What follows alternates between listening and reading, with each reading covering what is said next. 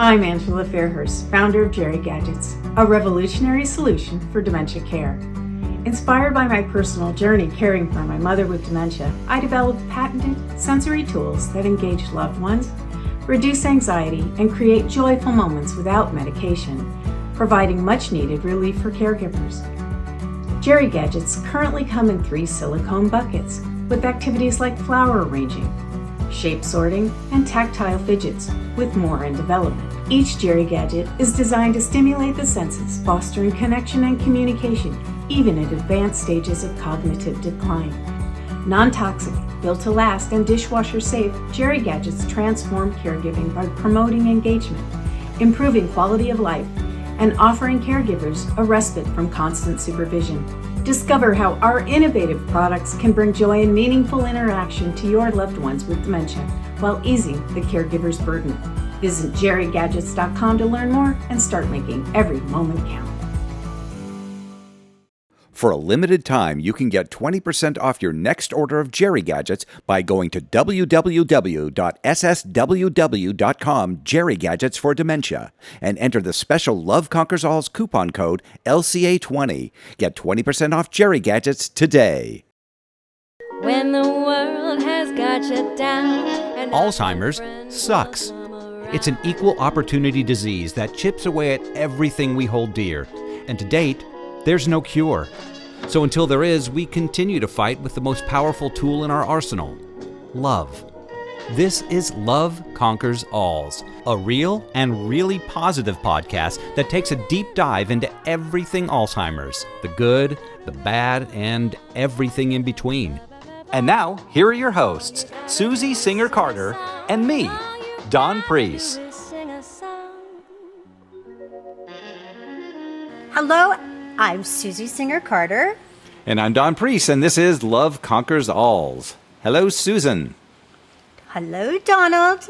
I want to thank everybody for coming today, because we always forget to do that, and we do want to thank you for joining us, because there are a lot of places you could be and a lot of people you could be listening to, but we're happy you're here.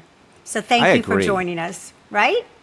Yeah, I like that. We should do that more often. We should thank people so too. more. Yeah. All right. Well, I think so thank too. you, Susan. I'll thank you. I'm thanking you too, Don. Thank you. You're welcome. I just finished listening to Oprah's latest book, for What I Know for Sure.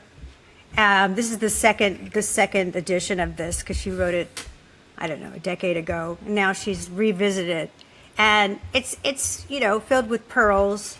A lot of it is about being grateful, and that if you take moments to be grateful, you can, it really does make a difference when you are just buried in your life and you're just on automatic and you're going, especially if you're in a creative endeavor, which is this is the theme of today is creativity. And when you're in something so deep and you get frustrated because there's always going to be challenges, right?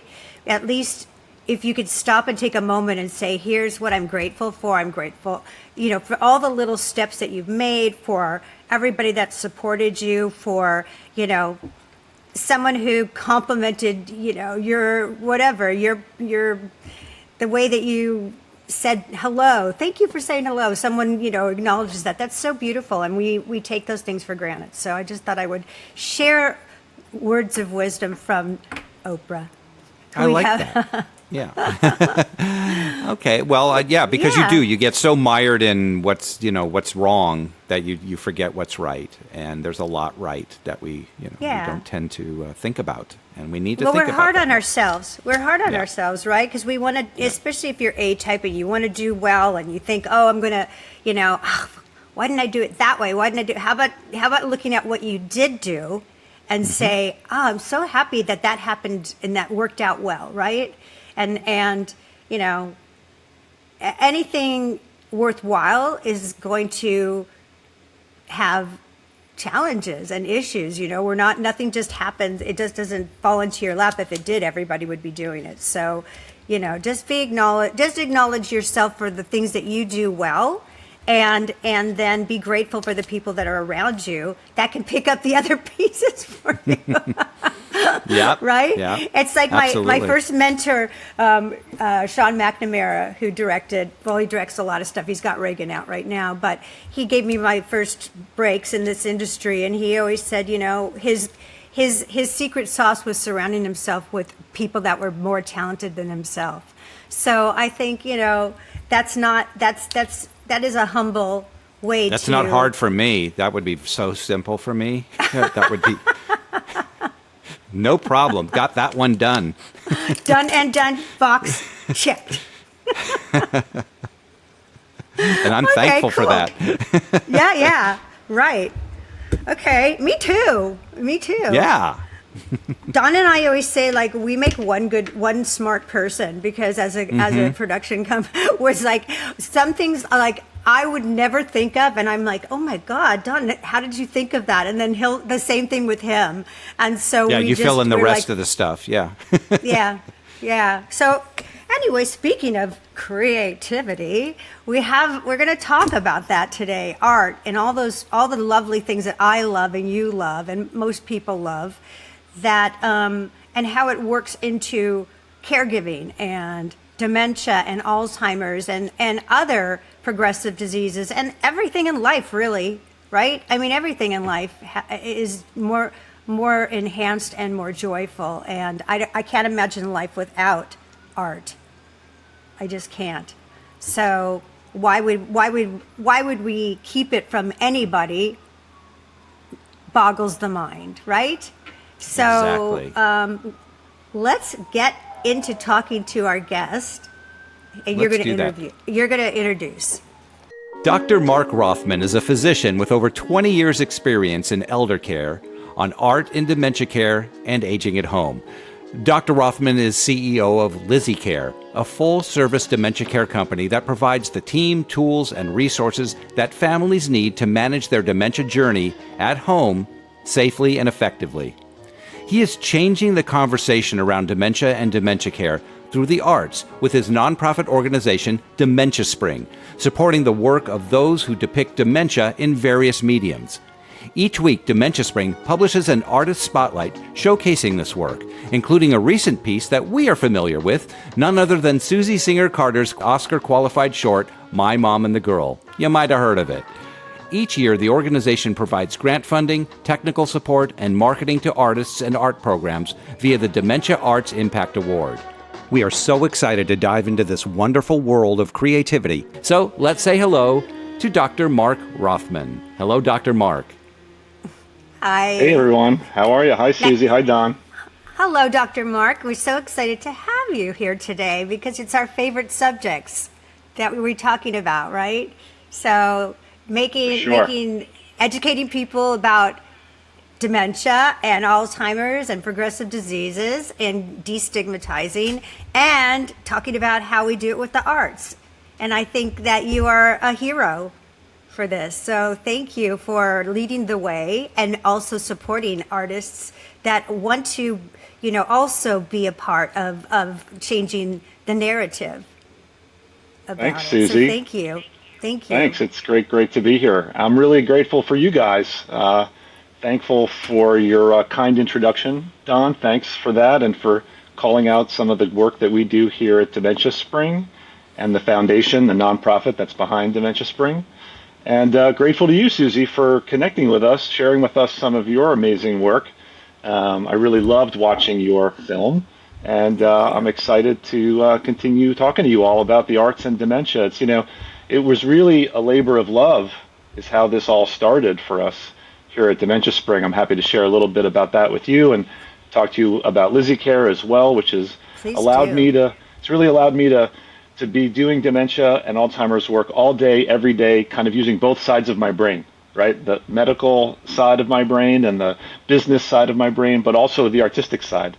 After a long day of helping families manage through the dementia journey, navigate the dementia maze, and think about important things from a physician standpoint, things like diagnoses and treatments and recommendations and caregiving and things like that. It's great. I get to sort of turn the other side of my brain on and read through a script about somebody dealing with dementia, or read about a program for dance in a assisted living facility across the country, or think about an interesting VR model to help people with dementia, see things that they haven't seen in a long time. And all of that work is just such a great compliment to the busyness of being a doctor and an executive all day long. It's just fantastic. Wow. Well, congratulations on making that balance, because that's not easy to do. So No. that's very special. And, just again, the G word. I mean, we're grateful to have somebody like you that has an understanding of both sides, right? Because I don't have all, I've only learned by rote of what it means to have dementia or Alzheimer's. So, I stumbled through learning what was the right way to proceed in the journey without, with Google as my master, but that was about it. And then mostly my own experience, like making a lot of bad, horrible mistakes and then going, okay, that's not the way to go, pivoting a lot. So it's really very valuable for you to give both perspectives, both the lenses, to really provide that information for everybody, and maybe shorten their tenure, their learning experience. Because mine, it can take a long time till you finally go, oh, that doesn't work. And it's always changing, because the disease is always changing. To say, oh, that worked yesterday, but guess what? That's not working today. That's right. Exactly. So how did you get into this? What brought you into this focus of a cognitive decline, really, and mixing it with your passion for arts? Obviously, it has to be a passion. When I was in medical school, I was exposed to what's called an Alzheimer's and Dementia Research Center, and lots of great universities have those, probably a few near you. And that was really the first time, as I was, going through medical school, learning about the heart and the lungs and the liver and the kidneys and all the important things that keep the body going. When I made it into the Alzheimer's Center, it was the first time that I really appreciated how much Alzheimer's is a disease of the entire family. It's a disease of the entire community in a way that a lot of other diseases really aren't. And that really spoke to me. I kind of have a humanistic nature in me, and I liked that. It didn't scare me. And a lot of folks go into medical school, they want to find a problem, fix it, and are not comfortable with things that can't be fixed so easily. I'm a little bit more comfortable with things that can't be fixed so easily, that are a little more complicated, require a little bit more wrestling with it and figuring out things, iterating as you go, like you did, right? Learning day after day. And also just the complexity of families, because it does take a village, right, to take care of a loved one who has Alzheimer's and dementia of any kind, really. And so I was exposed to that, and I really liked that a lot. And I also was exposed for the first time to true interdisciplinary care, which for me is all about not only being the doctors who do the work, but the nurses, the social workers, the nutritionists, the gerontologists that I met at the ADRC there at New York University. And I just loved how they work together in concert. And for me, that's been a model for my whole career. Part of the reason I chose geriatrics as a specialty is that it gave me the opportunity to work among teams, really, really diverse teams, right? You kind of equate the playing field a little bit, because what the social worker or what the dietitian has to say about this particular problem, I'm sure you've encountered a problem related to mom not eating or not being able to chew or not being able to digest, or different foods that she likes. That contribution is really just as important as the physician's contribution. Mm-hmm. Right. And so I really love that. And that's really what got me into geriatrics and just propelled my career. It was later, and I've always been an arts person. I was a reviewer for the Bellevue Literary Review back in medical school, a wonderful journal that describes illness and how people cope and deal with illness and overcome sometimes, succumb sometimes, but navigate those journeys, through a creative lens. And my wife's also in the arts. She's a book restorer and amateur photographer. And what happened is, when the pandemic hit, all the people that we knew with dementia who were accessing the arts, and all the people who were leading on the other side, from the artistic side, to help people with dementia, they were all out of work. They were just done in a day. I mean, the world just shut down. And so the folks with dementia were cut off from all the creativity, and the artists were, screwed. They couldn't find their clients, they couldn't get paid, they couldn't make a living. And Cece and I, my wife, decided this is the time to launch Dementia Spring and the Dementia Spring Foundation, because we realized not only do these populations need to be connected more and more, they need to be connected better than has been done in the past. It's not that organized how all this happens. It's starting to happen better now. And also that I've always felt very passionately that we need to change the narrative around dementia and Alzheimer's disease. I always look back and I say, there was a period of time when you couldn't say the word cancer out loud, right? The C word. Nobody would say it over dinner. Right. And eventually, when you think of cancer right now, you think of pink balloons and parades and marches for breast cancer. You think of ribbons and awareness and people who are surviving and thriving. Same thing was largely true with heart disease. You could not say the word heart attack in my grandparents' generation around the table. You would whisper it. You would never say it out loud. And now when we think of heart attacks, we think of stents and Lipitor and red pillows that you hug after surgery and the heart walk. I mean, this is what your brain thinks of. Even HIV, which was essentially, a death sentence at the beginning, eventually became associated with rainbows.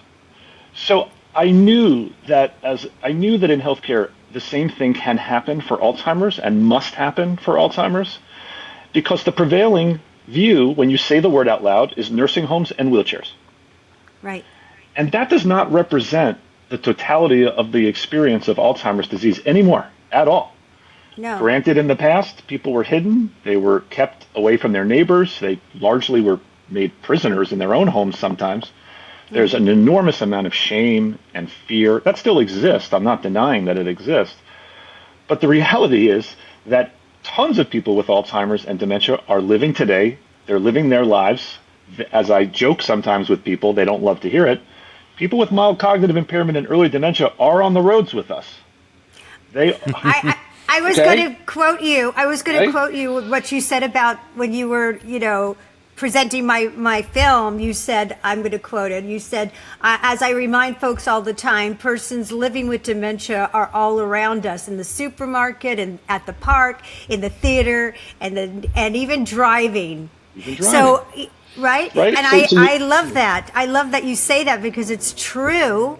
And we picture people differently, and I say in the beginning of my journey with my mom, I tried to shield her from the public because I thought that for her own dignity, and then I suddenly realized that the more that I shared what was going on and allowed her to be her, people stepped up, and people didn't dismiss her or treat her disrespectfully. They embraced her. Yeah. And if you think about the length of time that these diseases can last, it's not all wheelchairs and nursing homes. That's a portion of it, but that is not even probably the majority. And so our viewpoint of this must change. It's so myopic to think of wheelchairs and nursing homes instantaneously. We have to fundamentally change the perception of this in the public's minds. And, a little humble pie, the doctors aren't going to be the ones to do it. I love us. I'm part of the squad. I'm in the team. I'm a physician and a proud physician and a healer. The doctors are not going to be the ones to change the narrative for society. It's people like artists who are going to do that through books and films and song and dance and just incredible expressions. They have the freedom to sort of to exaggerate, to make the point, right? To point out the humor in the journey. Physicians don't have the time to do that, or the inclination or the training to do that. So that's sort of how Dementia Spring got born. And we decided we were going to fund grants to independent grassroots artists who are trying to get work completed, so that we can help bring that to the public and teach everybody that there's a new way of looking at memory loss, dementia, and Alzheimer's in this world. And that's our challenge for tomorrow. I love it. And also, I'm going to add that it may not be the doctor's responsibility or their inclination, but On the other hand, our healthcare system and our providers need to be a little bit more educated on what it is to have Alzheimer's, what it is, because a lot of them don't know. And a lot of people, like in, first responders, ER rooms, don't really understand Alzheimer's and dementia and mistake it for other things. And so there is, a even wider net that we need to throw in terms of education. They don't have to understand it or embrace it the way we do, but they need to to be responsible is to understand that somebody with Alzheimer's who may not be mobile, that's their base, and maybe they're not speaking anymore. That's their base, but they are still enjoying their life. Mm-hmm. So, and just because someone's in a wheelchair doesn't mean that they're not valuable, because they're valuable to their family and they're valuable to what they can still give. And so that's what I want to share too at that stage is still valuable and still and deserves dignity and quality in care and empathy. Yeah. And also on a practical end, because, Susie, it led with your mom, because the doctors did not understand her Alzheimer's, it led to her, something that changed her life and your life and everyone around her's life completely, when they basically, strapped her down and drugged her because they didn't know, they weren't able to tell what was going on and how to deal with it. And it changed her life after that forever, That's and true. so on a health point, it's very important. And first responders, to what we showed in the film, in My Mom and the Girl, with the police, that they didn't recognize. And it's hard to recognize sometimes when they're at a certain stage where they can be completely, normal, and, you're talking to, and then something happens, and, not being able to recognize that, it's very important. It really is, yeah. What do you? Yeah, no, I agree. And first of all, and Susie, you said what you said extremely well. I couldn't have said it better myself. When I did, speaking of having to train lots of folks in society to recognize these people, when I did training for disaster management after 9/11, I had to write up plans for fire departments of how to get people out of nursing homes effectively. They didn't sort of understand how to get in and out of nursing homes safely without putting those people in additional jeopardy. Luckily, a lot of that work was done, and then some of the training existed for things like the pandemic and other things like SARS and other illnesses that came through, and we had disaster responses. But it's the little things like, how do you behave with somebody who's acting unusual in a supermarket, right? Mm-hmm. Most people don't think to themselves, could this person have memory loss? Could I be witnessing somebody who really is harmless and fine, but has memory loss, is not crazy, right? It's very hard to, again, people really are so used to seeing physical signs of disease that they can recognize. Oh, they're limping, right? Oh, they have a wheelchair. Oh, they have oxygen on. They obviously have a pulmonary problem. Dementia, can be invisible until you really spend time with somebody and understand what they're going through. So it's very interesting. The other thing that really always inspired me about the arts for dementia in particular and Alzheimer's disease is that if you think very anatomically about the brain, the portions of the brain that hold the keys for participation in the arts, appreciation of the arts, and memory of the arts, for example, music from your youth or song, are actually in a different part of the brain than the part that allows people to answer their family's questions all day long. And I always say it very specifically like that, because I need to separate out for folks things that you can do that this person still has efficacy to do and could potentially enjoy, by the way, and benefit from. We can talk about the benefits of the arts for people with memory loss in a little bit, but that is fundamentally distinct from the part of the brain that is not giving you the answers you want when you ask them 30 questions this afternoon. Right. They're very different, right? The ability of somebody to understand your questions. How was your breakfast this morning? What did you have for lunch yesterday? Did you see your daughter? When's your granddaughter's birthday? What's my name? All of these questions that everybody is asking all day long, for better or for worse, the parts of the brain that are not functioning well, that don't give you the answers you want to that, are totally distinct from the parts of the brain that get somebody up singing, dancing, and loving their life for an hour in the afternoon, even with moderate dementia. So I try to tell people, this is a wonderful opportunity to work on the parts of the brain that are not the same parts of the brain that are making you frustrated all day because you can't get answers to your questions and people are acting weird. So focus on that part. Focus on that part of the brain. There's one of my mentors is Judy Cornish, who, from the Dawn Method, and really makes a great distinction about that. And she talks about the rational mind, which is the part of your mind that makes decisions and, makes, executive decisions, right? And then there's the emotional side of your brain. And speech. Right? And so those two are distinctly different, and so she reckons that the emotional side really never leaves, like that never gets impaired. And I agree. I saw that with my mom, and she had the disease for 16 years. And I to the day she took, to the moment of her last breath, she was there, emotionally, responsively, with her emotions, very appropriately. And so I did witness that, and I do agree with you. And I mean, I was told that art, well, of course, from my mom, who was a singer, that was her cognitive reserve.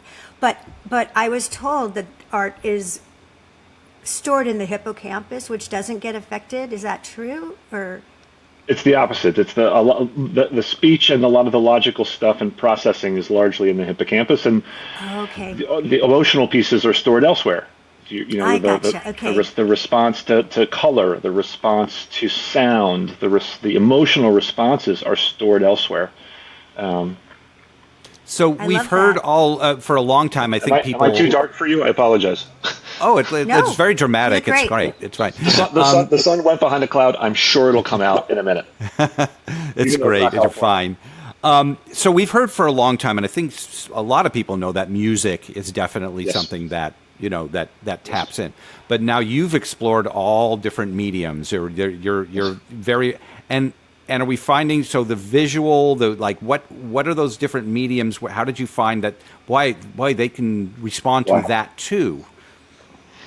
So if you take a step back for a second and you look at what we've learned over the last, let's call it 30 years, about the connection between arts and healing, or arts and medicine, maybe it's no surprise, but I think it's worth reiterating a little bit. The effects of the arts have been shown to be positive in a whole bunch of different ways, right? So obviously mental health. The arts have been shown to help people with PTSD, to help people with anxiety and depression, to help people out of crisis situations. It's helped people with post-traumatic things, even like after being in the ICU and hospitalized. So the connection to mental health in general, both as a treatment and also as a preventative measure, right, to build efficacy, confidence, has been well shown and demonstrated. The arts have actually been shown to help medical education. The arts have been shown to increase empathy among medical students, which is something that's very important because we're healers and we need to be empathic to the people that we care for. Art has very much been shown, and I'm including, music, visual arts, performing arts. I tend to talk about the visual and the performing arts, less about books and written material.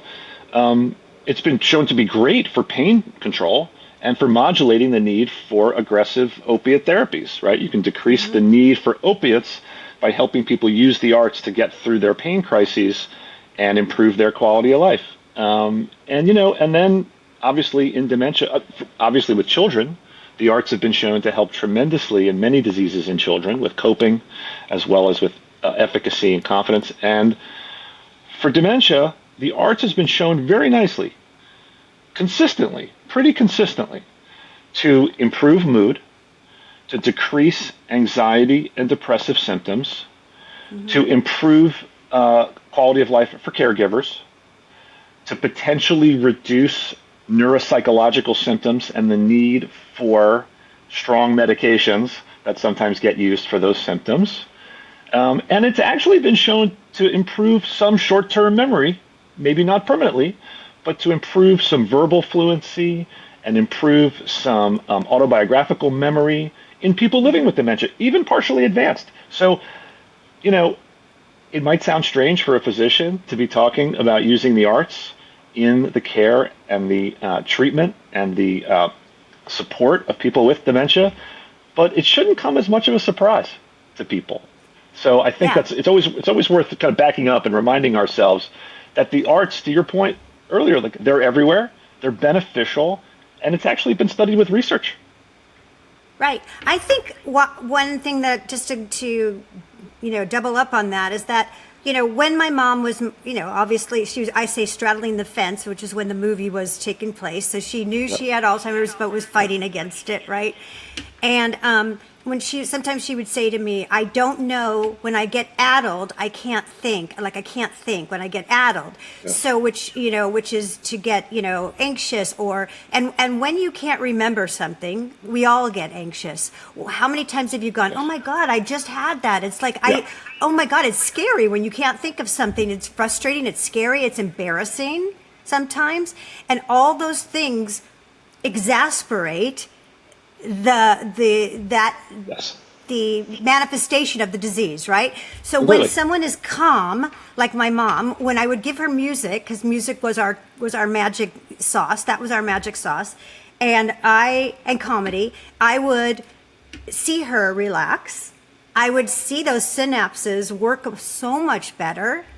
Yes. And to the point when she couldn't even speak, I was doing a dog and pony show for her one day, and out of nowhere, she just said to me, I love you.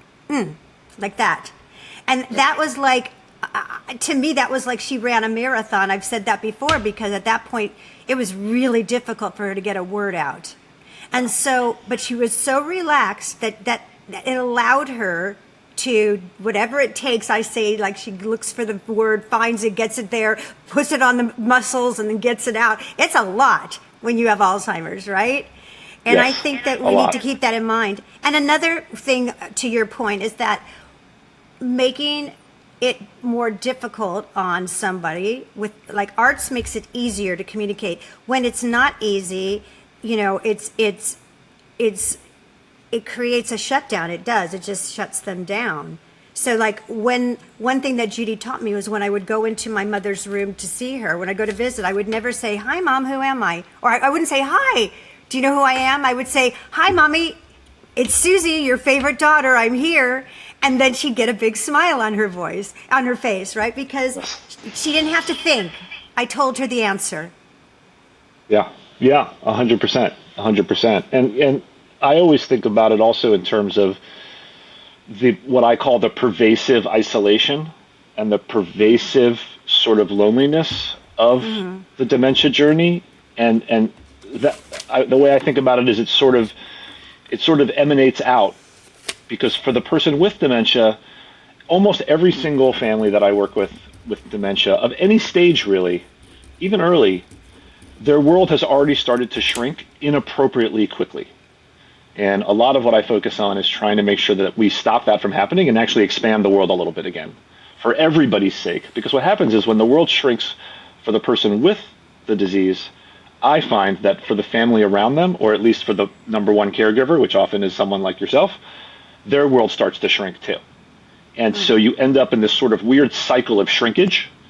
And almost every time I get involved with the family through the work that I do with Lizzie Care, and I bring the arts in, we can expand that world, right? That world can quickly enlarge, at least a little. And it is amazing the responses that families feel like, oh, thank God we're back to doing some of these fun things. We haven't painted in a year and a half. We haven't gone hiking in a year and a half. We didn't go drive around in the old model car that Dad loves for a year and a half. It's just, it's just been pervasive. The families have been blocking, tackling, dealing, and coping every day, and trying to get their lives done and take care of whatever they have to take care of, cats, kids, whoever. And, everyone stopped doing fun activities, exercise, hobbies, and the arts are just like a great way to bring somebody, even without skills or training, right? It's just a great way to bring them sort of back out from the tunnel that they're in. And it just is so fascinating to watch that happen with families. And so, you think about the benefit of treatment through art, and I have colleagues of yours and mine, who are determined to get the arts like paid for by insurance companies, like they're fighting like tooth and nail. But when you think about it for a treatment for isolation and for loneliness and boredom, I mean, it's cheap, it's safe, and it's effective. It's effective. That's the trifecta for a doctor, right? Cheap therapeutics, safe therapeutics, and effective therapeutics. I'm in. And Dr. Mark, and such a benefit. Oh, go. I just wanted to say such a benefit for the caregiver because as I watch Susie go in and do her dog and ponies continuously, eventually, and especially if the other person can't communicate back, it's like, what am I going to talk about? What am I going to say? What can what is? And it's a big stress on the caregiver. Like what? And it makes them not want to do it, is because it's like, oh my God, that's a negative thing. So it's something you can share. Yes. You both enjoy it, and you both enjoy it together. And if I could double down on that for a second, it actually also, I find, affects then sort of the second degree of the circle around families. Because if the loved one is struggling to have that conversation right on a daily basis, friends and other distant family, they pull away very early, right? Yep. Because it is hard. I mean, my wife and I, we've taught with Grandma Sandy, who's going through Alzheimer's in New York, and we visit frequently. We've taught our kids, back to something you said, Susie, we've sort of taught our kids to not be dependent on the conversation when we visit. Mm-hmm. Let's be dependent on closeness. Let's get really close, right? Let's sit really close and touch, right? Yes. Let's hum. Let's sing a song. Let's let her hear us talking to other people without kind of trying to get an answer out of her all the time. And so back to isolation and loneliness, I'm helping to care for a family where a companion was brought in to do some of this with their loved one because they weren't doing it, and the husband actually was slowed down from some other personal reason. He couldn't really keep up with her. What's interesting is that old friends who hadn't made an appointment to see this person in a really long time, now that they have a companion, they can go see them. So it's just really interesting. So what do they meet? They meet at the museum, right? Like that's how you just sort of you build it around the arts, partially because in lots of communities the arts are free. Yeah. And if you think about all these artists that we work with at Dementia Spring, people like, the Songworks program, people who are doing things online with dance, you can get a lot of this stuff for free online. They're practically giving it away. And I know people feel uncomfortable, but, the minute you begin a song or the minute you begin something colorful and vibrant or acting a little bit or playing comedy roles and being goofy, you'd be shocked. People who have memory loss, they jump right in. Like they're ready to go. They're ready to go. Definitely. Yeah. I have a quick anecdote. When my mom was at memory care, and we got to know everybody in the facility that were the residents, and they became like family, right? And one woman named Ruth, who didn't talk at all, she had a companion with her. She didn't talk, but she was, always social. She was there, but didn't say a word. And we were singing one day around the table, and we were singing a Beatles song. We were doing harmony, and all of a sudden she starts to sing with us. Out of nowhere, a beautiful voice. And and her caregiver said, "Ruth, you're singing." And she goes, "Of course."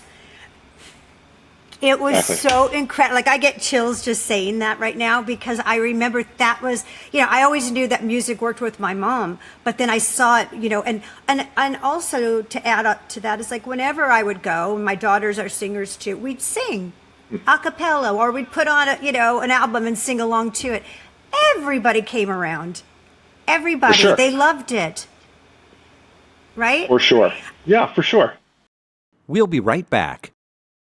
I'm Peter, owner of Peter Sand Photography, and I want to talk to you about something important: preserving memories.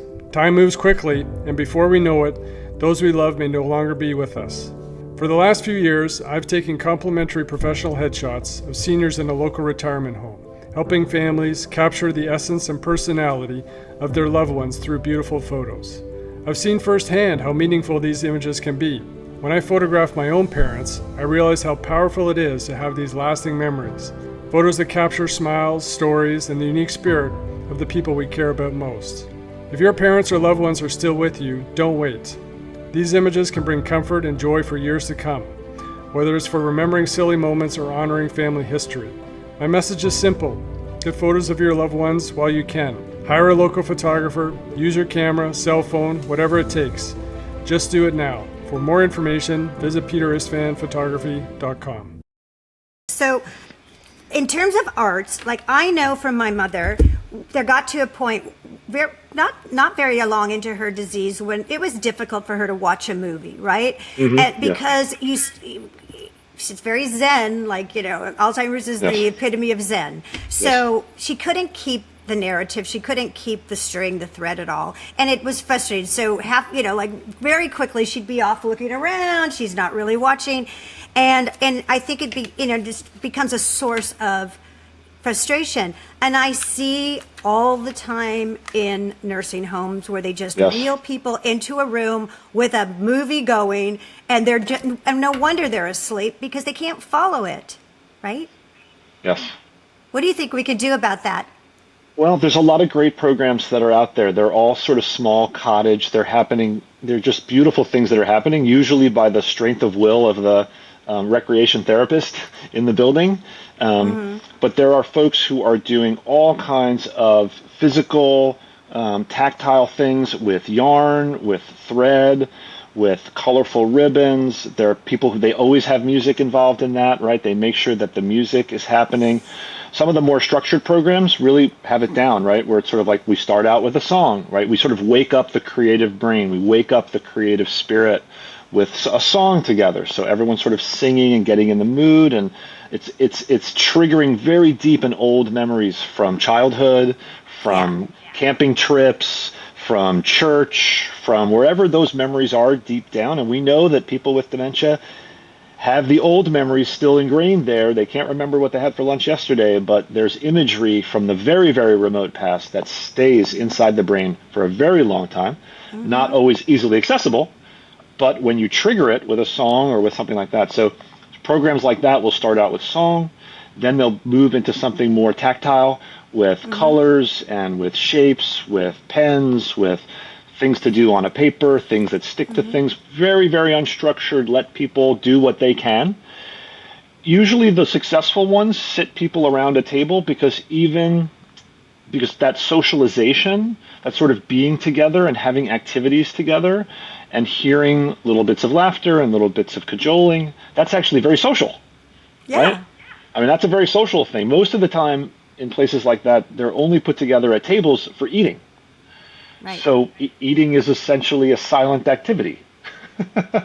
So now you've got activities happening like that, right? Sometimes really, really good programs will also then bring in potentially a little bit of an intergenerational component here. Maybe they'll have children visiting, or they'll have high schoolers come in and sort of just talk and chit chat, and just hearing those voices again, even if you can't understand all the words, as long as it's not disturbing, it can actually be sort of enlivening. And then if often in these programs, they'll trigger in a little bit of dance. So for those who are not in a wheelchair, who can get up and dance, you'll find often a lot of times they'll want to dance now, right? Because the music's still playing, they're having a good time. And so, these programs are tough to run. So I used to work in a very large nursing home organization. These programs are hard to run. They cost more money than a lot of people want to spend, right? A lot of times they're making tough choices around beds versus, fixing the roof versus staffing, which is a very tough challenge in general. Money for these programs is just kind of hard to come by. And it is very difficult. I spent a lot of time in nursing homes, and I've seen beauty there that is just tremendous. I've seen human beauty in people and relationships that just knock you off your feet. But I've also seen a lot of loneliness, isolation, and boredom. Yes. And it is very, very hard to push back on that. I'm empathetic. That leads to failure to thrive. We saw that in easily. easily. in the pandemic. That's what it, Completely. I always repeat this number because 200,000 residents that shouldn't have died during the pandemic died from failure to thrive, and that's from being isolated. Isolation is a killer. It is. It It's really one is. of Anybody would be. None of us want to be isolated. That's why they put, right. criminals in. That's right. Yeah, in, solitary confinement as the ultimate. That's the ultimate torture, is put them alone, and that's It's what we're torture. doing. Babies don't That's what thrive. Animals don't thrive. Nobody thrives. Nobody Your plants thrives. don't thrive by themselves. I mean, living things need living things, right? It's true.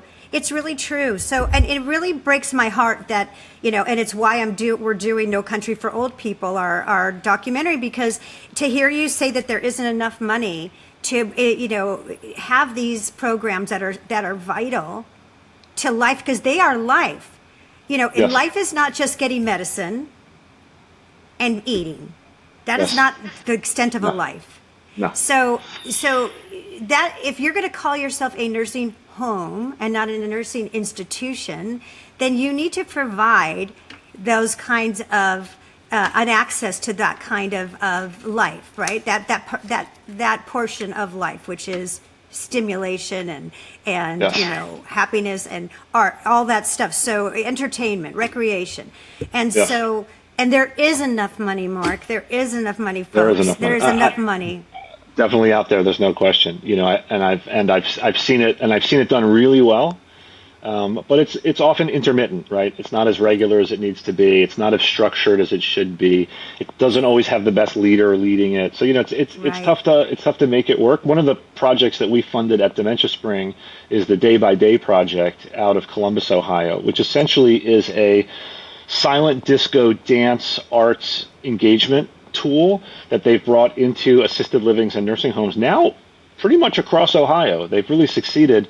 We funded them with a grant 3 years ago, and they've had a great run. They got funding from a local a county to put their innovations into every single nursing home in the county. So in these nursing homes, you have people who are wearing silent disco technology. One of the things that's so important about silent disco, I don't know if you guys are silent disco people or No, not. tell us what that is.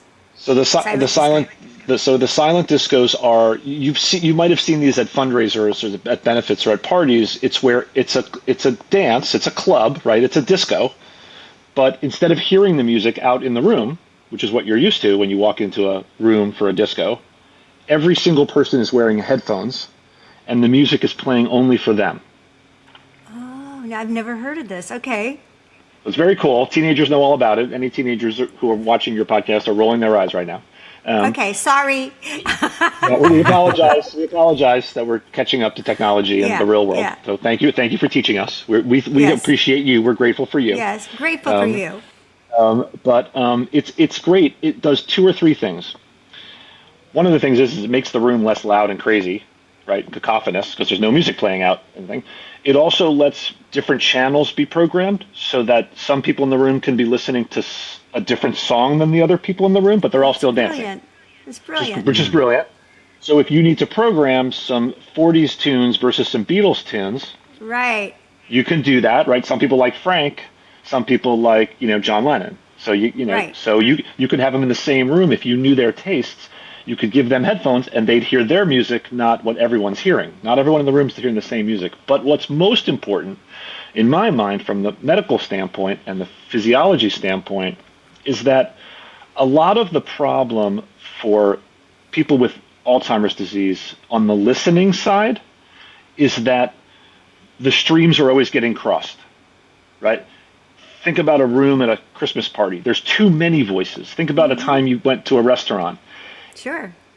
It's not necessarily the volume, it's that there's too many inputs, right? There's Right, words right. coming from over here, there's words coming from over there, there's someone behind you talking, and you and I have the ability to mostly filter that out and decide who we're going to pay attention to. People with Right. Alzheimer's don't have that ability. They've lost the ability to filter and to prioritize, and so it all just becomes this cacophonous stew of sound that they're supposed to respond to. It's hard to know. Mm-hmm. The beauty of the silent disco is it isolates. That's the only noise they hear, is that song. I love that so much. I love it. So perfect. So perfect. Even if you're in a room full of people trying to sing songs, an alarm's going off down in bed number 3. There's a siren outside, like there was at the beginning of your podcast. There's all kinds of noises. Someone's over the loudspeaker. We need somebody in a room. There's people next to them making noise. But with the headsets on, it's pure. It's pure. It's very much like the image and video you've all seen of music and memory, those first patients in the music and memory program, where they put the headphones on the person sitting in the wheelchair and they started tapping. Alive inside. Yeah. So picture that writ large and just magnified with a little piece of technology. It's great, and they have a whole program that you can sort of selectively make a playlist for them. You get to know about their lives, get to know when they grew up, get to know what music they liked, program it in, and then you've got the whole place dancing. They bring maracas, they bring cha-chas, they bring tambourines. I want to see video of that. I want to see video. And by the way, I've danced with people in nursing homes. I've danced with them in wheelchairs. So people, for sure. When they want to move, they want to move. For sure. I've danced with them. Yeah. Yeah. So that's a great example. That's a great example of a project. I love it so much. Check it out. So how do we? It feels like the only way we get this into wide out there into all the facilities and everything is to somehow show how this is going to either save or make them money. That's the only way. It's hard. It's difficult, but it is difficult. Can you show? I mean, I'm sure you can show. Wait, if you do this, then all of these costs go away. It looks like in the long run, this will actually be beneficial to you as an organization. Can you do that? Is it something you're trying to do right now? So I'm not focused on that particular segment today. There is good evidence for it. The trick is you have to have somebody who really believes it and wants to put it into play. You need leaders to believe that not only will they have less behavioral disturbance, but they'll use less medicines to control those behavioral disturbances, which is better for the patients because we know they come with black box warnings that they can be dangerous if overused, but they also can save on that expense. Then also from the staffing side, the people who are taking care of those loved ones in those facilities, if the patients are having less behavioral problems and have better moods and less anxiety and less depression, their job becomes easier. So it actually helps you around the entire sort of horn of the entire facility. It's really a cultural shift in my mind that people need to latch onto, which is to say that we're going to be an institution that delivers the arts in a big way, right? We're gonna hang our hat on this, and we're going to fund it, and we're going to do it right. It's hard to find folks out there in the community who are trying to run their businesses who will adopt that writ large, right? It's easier to go try to save money on a better toilet paper contract than it is on arts therapy. And we're trying to dispel the myth that it's overly complex or that you can't find it anywhere. There's so much good programming happening all around the country, actually, in little pockets. You just got to find it and bring it in and welcome it. It seems like the big step would be to the owners of these institutions who are employing this to talk to the other ones and saying, guess what, guys, I'm doing this. Everyone's happier, and I just saved blank amount of money every month by doing this. That's the way it's going to happen because we can demand it, but until they hear from somebody who's actually doing it. And it's starting to happen. It's starting to percolate. That's part of why Dementia Spring exists, right? Which is to show that these things can happen, that they're not incredibly expensive, and that you can latch onto them. I also always feel like if that's part of your story in your community, people are really going to like that in your community, right? People are going to want to be part of that, right? Your staff people are going to want to be part of that. I always view things through the lens of how do we retain our best people? You make their environment to work in fun and lovely and purposeful and meaningful, and you pay them well, obviously, of course, but you bring that in, and all of a sudden the place that they're working becomes fundamentally transformed. Yeah, and absolutely. I think what what's important, that also to piggyback on Don, what he was saying about showing, like quantifying what arts actually do in terms of, from your perspective, and because you're such an advocate for it, that it's going to take, the community at large, the collective, to say to the people that hold the purse strings, which is CMS, and that's just me saying, CMS, you're not looking at what's important for these quality of life. We're not just talking about quantity, we're talking about quality. So I think that's my goal, is to make that shift, to educate what you're doing, educate everybody to say, oh, of course, these people deserve this kind of life. We're not just keeping them alive, in a bed, that they need a full scope of life. And that comes down to CMS, who writes the checks to these facilities. So CMS needs to step up and reevaluate what are priorities, staffing one of them, paying people to want to work there, and give them benefits, and make the environment attractive, like you just said, to want to go to work, to look forward to it. Because consistency, as you know, as a doctor, consistency in care, especially in Alzheimer's and dementia, is paramount, right? Yes.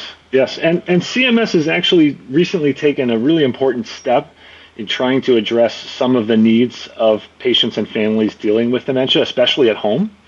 They've established a new model of care where they're going to finally sort of pay for some of the care management and navigation type services that my organization, Lizzie Care, does, and of course in my practice we've always done.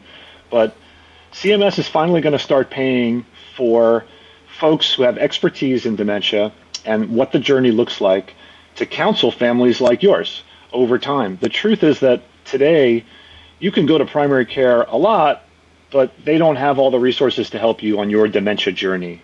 Right. The neurologists also are very helpful, yes, but they don't have all the tools necessary to help you on your dementia journey. And the truth is, there is expertise out there, but it has often been underfunded. And there's not a lot. I mean, I'm a geriatrician. There's only 5,000 of us in the entire country. And it's getting less, from what I've heard. People It's are getting not less. really. Yeah, Yes. I So remember CMS one has day. started. I remember one day a doctor, my stepdad was having surgery. My mom was in the throes of Alzheimer's and kept wanting to ask the doctor as he walked by, how is George? How is George? How? And he walked up to me later on and went, do you need a prescription to Valium? I'm just asking. To me, I don't know if it was a joke or what, but it was like, it really highlighted the fact that he represented a part of our, community that doesn't understand it. And that, it's not going to go away if I take a Valium. It's not going to change mom. That's right. So, learning how to cope, for so many families like you're at home, you're living the journey, you're doing the blocking and tackling, like I said, but you're largely on your own. Yeah. Fending for yourselves and trying to navigate the maze of dementia care in our country. Yeah. And I fundamentally don't like that. I think that needs to change. And luckily, CMS has now started to pay for some of those services. Not a ton, but so great. It's a great thing. It's a start. It is. It's a new model of care. It's called a value-based care model. And it's like the work that we do at Lizzie Care, which is trying to stay very close with families like yours and say, where are you on the journey and how can we help you anticipate what's coming? How can we help get ahead of the crisis before the crisis happens, so you don't have to go to the emergency room and get offered Valium. So you don't have to so you don't have to place somebody in a nursing home quickly because of a crisis where you can't. A lot of the things that happen to people along the dementia journey are a little bit predictable, actually. And for people like me who have expertise in this, I can usually see those crises long before they happen. And you're such a gem, Mark. You're such a gem. So now we've put together a whole team at Lizzie Care who essentially helps families just by being tight with them for the journey. And when we see that something needs to change so that we can avoid a crisis, or we see that the world has shrunk too much and it's time to put a companion in with your loved one, or we see that it's time to have a conversation about maybe not being at home anymore, maybe it's gotten a little too complex. Either way, you get the benefit of expertise, patience, a trust factor that's not always there when you're in crisis and people are poking themselves in and out trying to help you through the crisis.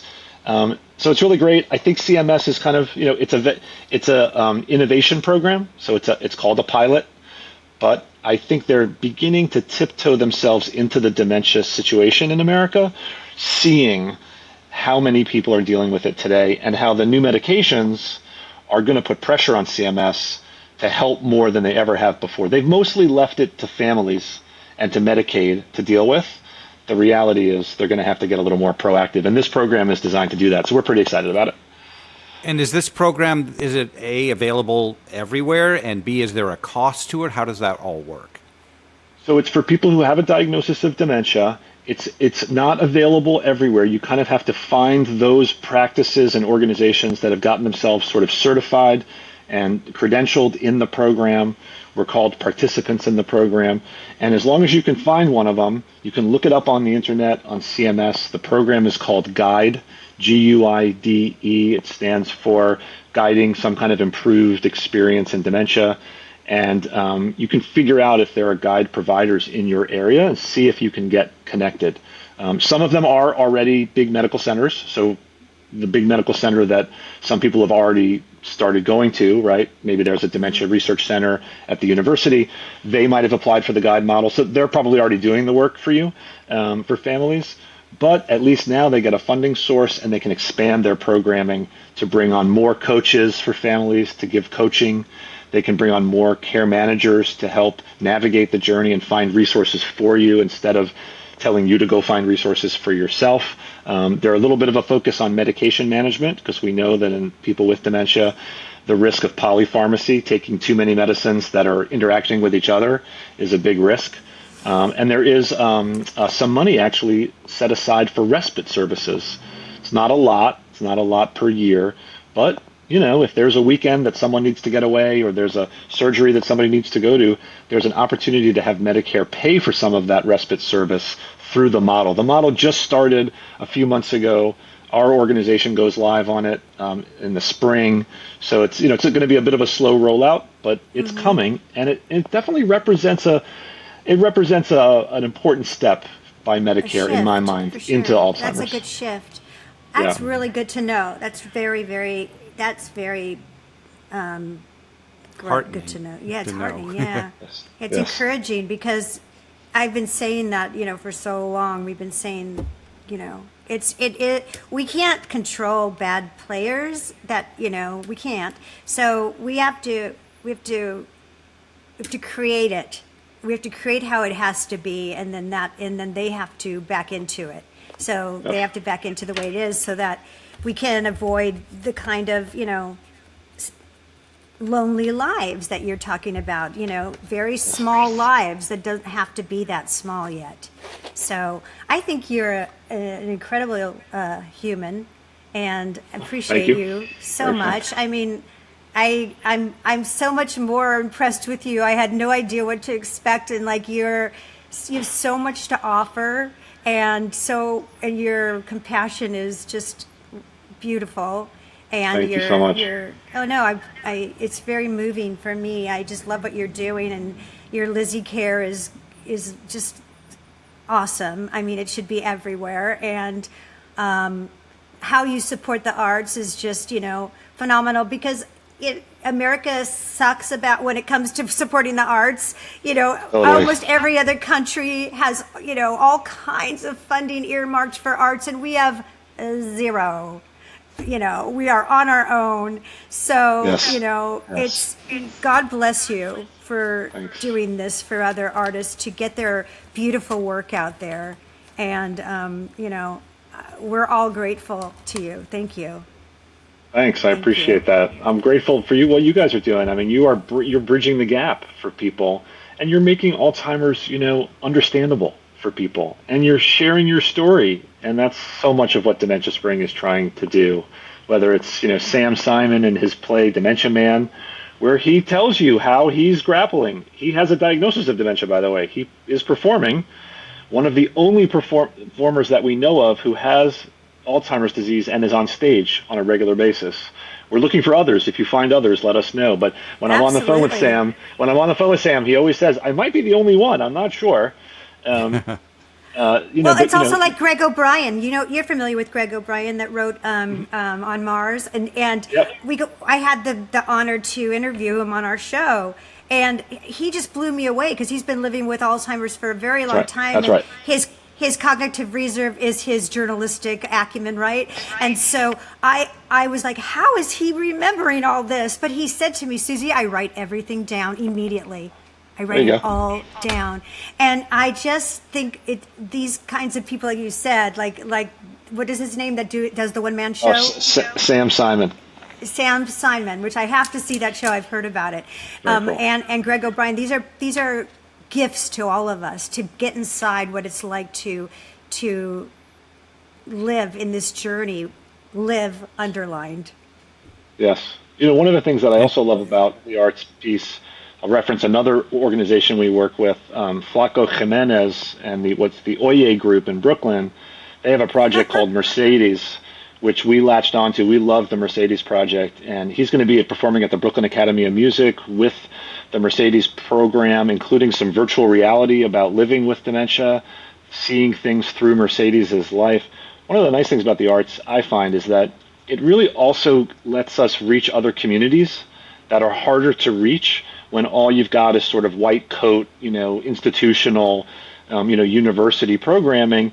It reaches the people who like that. But for a lot of communities, whether it's an immigrant community or a Hispanic community, or whether it's you think of a million communities, anything, the gay and lesbian community, whatever it is, the arts are a great way to get in there and kind of meet them on their own playing field, right? Meet them where they are, right? And do that through the arts. And so, I just love the collaboration between a physician and a poet to try to bring storytelling and resources. So we wrote the resource guide for the events that he's doing. We made sure it was both in English and in Spanish, and really down to the local level for the communities that he's in. Beautiful. Those are just beautiful collaborations that I just I feel like bringing the little bit that I have to share and know about the science and about the medicine and about the disease, combining that together with the creative spirits and juices of all the people who want to tell these stories, it's just been a very powerful concoction. And I feel like I'm able to communicate with a far bigger audience and a far broader set of people who need help than I would have been otherwise. And I just want to say, just to add on to that, is that when I thought about doing My Mom and the Girl, and people had said, because I would tell the story at a party, because how's your mom? And I'd tell this story because it's all true, right? They'd go, oh my God, you need to do a short film on that. And I'd say, I don't know. There's so many Alzheimer's. It's just that the world needs is another Alzheimer's movie, right? And a short, who's going to see it, da-da-da-da-da. And, at the end of the day, I thought, I ruminated on it. I thought, it is pretty extraordinary, these three disparate people from, LGBTQ and Latina and a Jewish mom from, from New Jersey, and really affecting each other. And so Don will tell you, like, when we released it and we were all over the world at all these film festivals, and we were blown away by how many people it affected, from teenagers to elders. And we just screened it again at Belmont Village here in Los Angeles, which is an assisted living with residents and their family members. And the residents loved it and were so engaged with the conversation after. And they said, this needs to be shown every year to everybody because it made them feel okay. Yeah, and it's Oh, go ahead. No, I was just going to say it was when we did it. We said, this is so specific. How is anyone going to relate to this? And what we found is that specificity was the universal language that everyone can share in. So tell your stories. It's like, even though it's not exactly the same, everyone got it. We were shocked. We had no idea. So I meant to say the button is tell your story. Don't think that it's not valuable. Yes. Everybody's story is valuable, everybody's. And the more stories we tell, the more we will dilute the bias Yep. and and the ageism and the ableism and all those things that we have really ingrained in our public, in our society, that we can counter it with storytelling. And get rid of the fear. It's because the fear of it is something that everyone, whether you have it or you don't, lives with, and make it so less fearful. I think that's what you're doing. When I go back to what we talked about earlier, which is that I think we talked about it earlier. I've had a lot of meetings today and conversations today, but I thought we talked about it. So, less than half or about half of the people who have early stage dementia have a diagnosis today. So that's not good. Less than 10% of people who have mild cognitive impairment, which often precedes dementia, and for which you can now receive drugs if you have a diagnosis, less than 10% of those people have a diagnosis. But they are experiencing the disease. And the fact that they are sort of not doing it publicly means that they are alone. And they don't get the chance to see themselves in the arts and on screen and in dance and in music and so on. And so when Arleta Hall in Chicago, who we gave a grant to, creates a comedy about using improv to deal with dementia and laughter, you see yourself.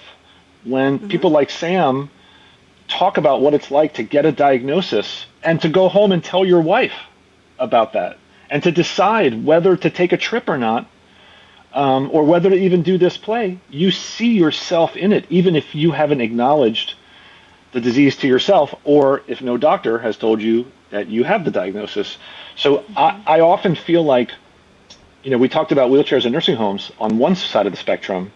On the other side of the spectrum is a partially hidden, secret, and almost unrecognized world of people who have the symptoms but don't have the diagnosis, but they are experiencing it and they feel it internally. So, I almost call this population underserved, right? Because without the diagnoses, they can't get the treatments. Without the diagnoses, they can't get the care managers and the navigation help. And so how do we find them? How do we bring things to them to solve problems? And how do we show them that other people have lived this journey before? And how do we get them to be able to look out and recognize themselves in popular culture, whether that's a dance, a song, just all these things, and embrace it. You would do so much for them, but again, it's the artists who have to do it. The doctors can't do it. And also, I think that there's other films that have been out there that I also, did a disservice by being. This is in the past, not recently. I'd say there's been some that actually perpetuated fear. So it'd be, so it only showed the negative side. Always, I have a big always. problem with that. And I don't, Always. We and talk I've about said that a that, lot in Dementia Space. yeah, and I've said that so many times, and I'm very unpopular when it comes to one movie because, and I'll say it, I don't care. Still Alice, I think, did a disservice. I know the people that did it, and I'm sorry, I respect you, but, when I watched it, I was like, that's not how it rolls out. It doesn't, Right. That's wrong. Right, and you miss a lot of the doom and gloom. We talk about this a lot in some of our panels. That we did a festival this past spring in New York, and we had panels. We talk about this topic, right, which is the doom and gloom narrative, right? People can't stand it. They find it pervasive, and they call it the tragedy narrative. But there is laughter along the way. There is joy. There is love. There is sharing. There is silly trips. There are wacky moments. There's dramatic moments. Sometimes, a lot of it's sort of a very silent, doom and gloom narrative. One of the things that I try to do when we give grants to folks, a lot of them are in, pre-production on whatever their project is, whether it's dance or music or something. I try to work with them a little bit on avoiding cliche. Because otherwise, you just sort of end up with like, I'm going to make a movie about Alzheimer's. Great. I'll have the person get lost, and then I'll have the person have the keys taken away, and then I'll have them leave the stove on, and then I'll have them, I'm just like, okay, but what about the rest of life? There were things between, So trying to get out of the cliche a little bit. And how about the exploitative side too? I've found that too when I was working with the Alzheimer's Los Angeles here, because I was working with them very closely, and they would say, would you take a look at this film because we want to think, should we get behind it? And there was many films that, especially documentaries, that were very exploitative of their family member, and it's really sort of looking at the accident on the road, just like here's the horrible things that happen.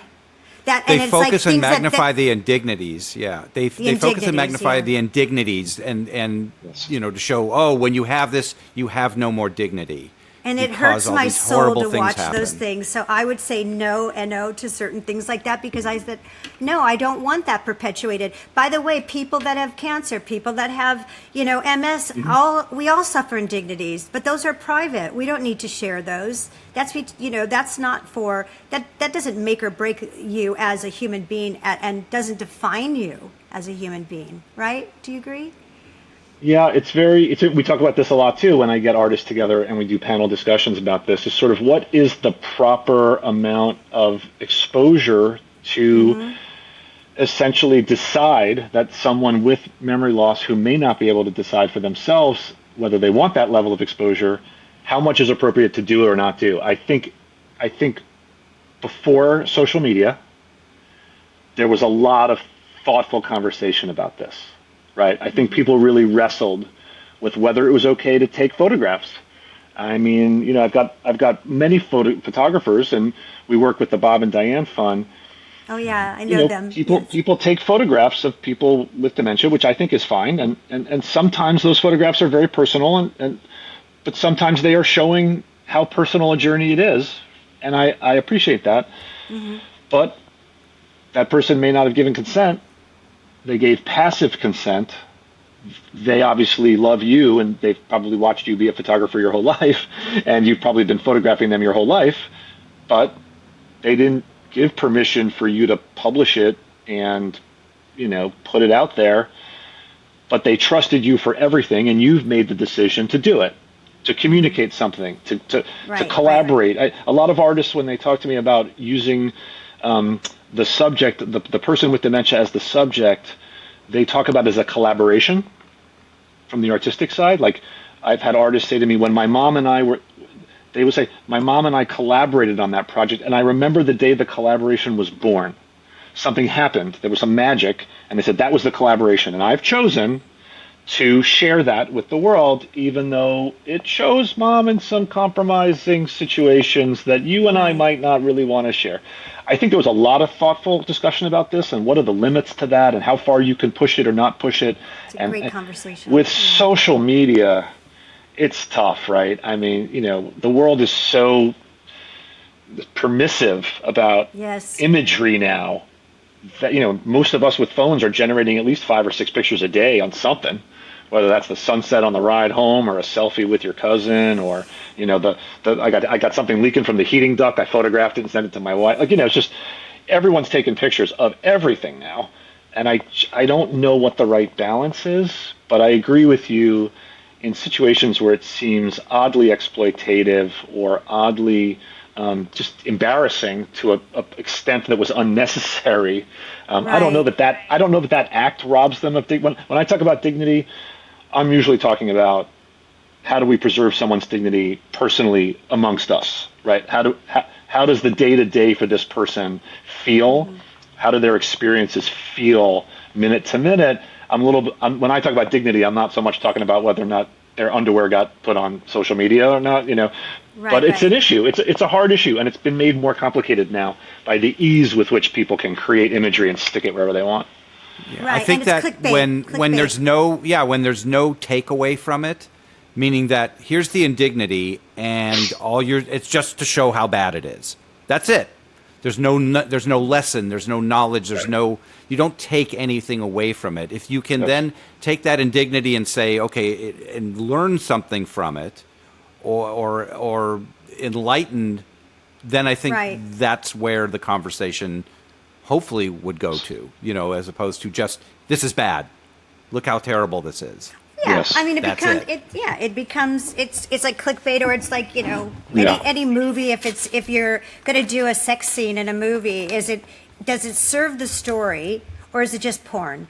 Are we just like, what I mean? Does it serve the story to have this lovemaking, in which often it does, but oftentimes you're like, okay, we got it. They're making love. We get it. We know how to do this. And it's like, not that I'm a prude. I'm not. It's just that I don't really care. Right. And also to see somebody in a compromised situation when they have Alzheimer's, maybe with their hygiene or whatever this case may be. You don't need to focus on it that long. People will get it. And so it becomes, those are things that I think really deserve a conversation. And we should keep that going, because I'm doing a documentary based on nursing home, abuse and neglect. And I have to be very considerate about how we present it. Yes. And there is a fine line. So, yeah. Anyway, this has been great. We're talking forever. I told you we talked a Conversation, lot. guys. Thank you. Yeah. Yeah. Wow. So, okay. Well, really appreciate you and love what you're doing. We are Thanks. all about love. We're doing this because we care and love. And that's the only reason why we're doing this. Yes. And that's right. because love is powerful, love is contagious, and love conquers alls. We thank everybody for watching, listening today. Please, we'll put up all of Dr. Mark's information about everything that he's doing. And please like us and subscribe and do all those fun things. And we'll be seeing you next time. Yeah. Everyone be good, have fun, and be grateful. Absolutely. You guys. Take care, Thank everyone. you so much for having us. Bye-bye.